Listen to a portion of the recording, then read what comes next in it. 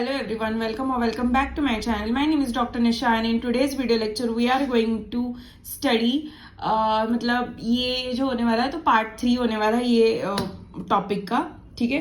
सो इतने दिनों से हम लोग पार्ट 1 पार्ट 2 में क्या देख रहे थे, तो पॉइंट्स टू क्योर. हाँ, तो जैसे कि ये जो हम लोग एक रिवाइज रिकैप कर लेते हैं, 3 पॉइंट्स नेसेसरी टू क्योर. सो ये हम लोगों ने इंट्रोडक्शन में देखा, फिर ये पॉइंट 1 था, फिर ये पॉइंट 2 है, and now today we are going to study the point 3. So क्या है पॉइंट 3 में? The appropriate method of employing the medicine on disease. ठीक है. सो ना what is appropriate method? So appropriate method क्या है होम्योपैथी में? So whatever knowledge you are having, whatever मतलब जो भी कोई आपके पास नॉलेज है, जितना भी आपको पता है मेडिसिन के बारे में पता है, फिर हमें डिसीज के बारे में पता है, तो वो सारा का सारा नॉलेज आपको यूज करके आपको पेशेंट को क्योर दिला देना है. हाँ, तो वो कैसे करेंगे हम लोग? तो है ना, मेडिसिन का नॉलेज तो है आपके पास, डिसीज का नॉलेज भी है आपके पास, तो वो इम्प्लीमेंट कैसे करना है आपको? तो है ना, अच्छे से केस टेकिंग करके. चलो अच्छे से आप लोगों ने केस टेकिंग कर दिया, उसके बाद फिर क्या?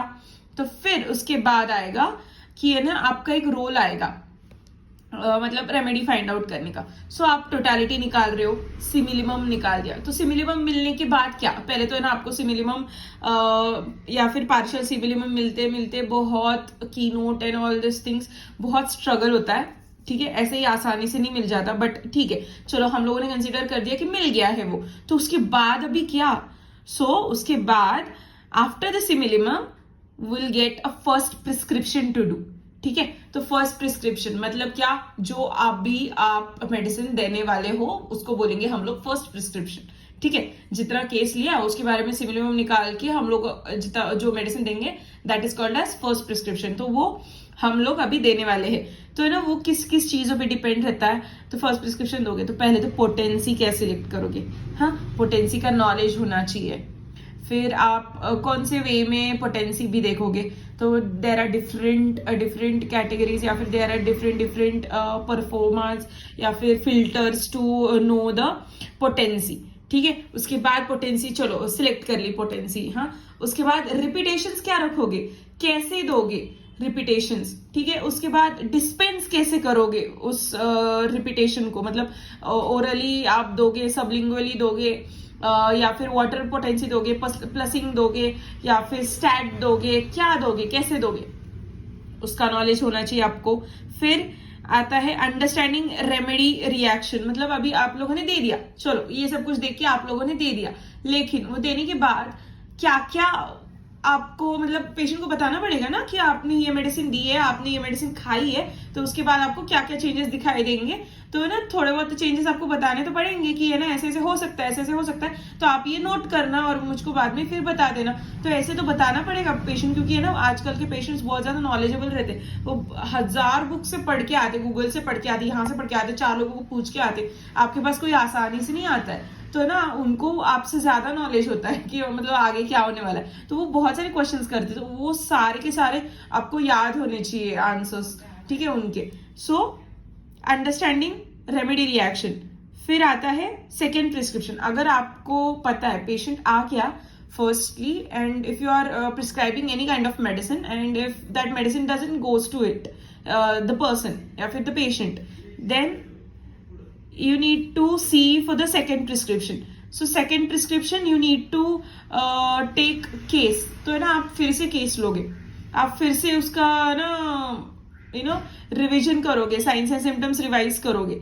फिर उसके बाद आपको पता होना चाहिए कि रिपीटेशन कितना रखे. फिर अगर मेडिसिन सही है, सब कुछ सही है, और है ना आपको वेट एंड वॉच करना है, तो आपको एक नॉलेज होना चाहिए कि कब प्लेसिबो दे और प्लेसिबो के इफेक्ट क्या होने वाला है. आप पेशेंट को कैसे कन्विंस करो, और है ना पेशेंट को कैसे टैक्ट करके आप प्लेसिबो दो. So all this things are should have knowledge in background.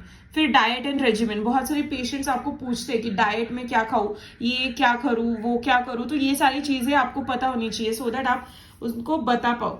सो इस सबका नॉलेज होना चाहिए. That is the appropriate method of employing the medicine on the diseases, या फिर disease percentage given under the 146 to 291 aphorism. ठीक है.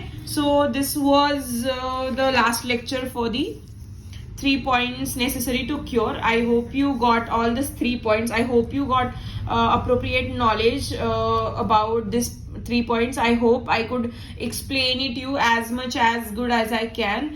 I mean, you understand as much as I have told you, या फिर जितना भी मैंने पढ़ाया है उतने में सब कुछ आपको समझ में आ गया होगा. अगर कुछ भी रहा है, कुछ भी समझ में नहीं आया, then you need to tell me that. आपको है ना कमेंट सेक्शन में बताना है. एंड इफ कोई भी और डाउट्स होंगे ना तो वो भी आपको मुझे कमेंट सेक्शन में ड्रॉप कर देना. I will surely try to you know come up with your doubts. So yeah, this was it. This was the lecture. This was the last part for this point. And I hope you understand this lecture. I hope you like this lecture. If do, then please like, share, subscribe kar dena, and stay tuned for my next videos. Till then, bye. Thank you.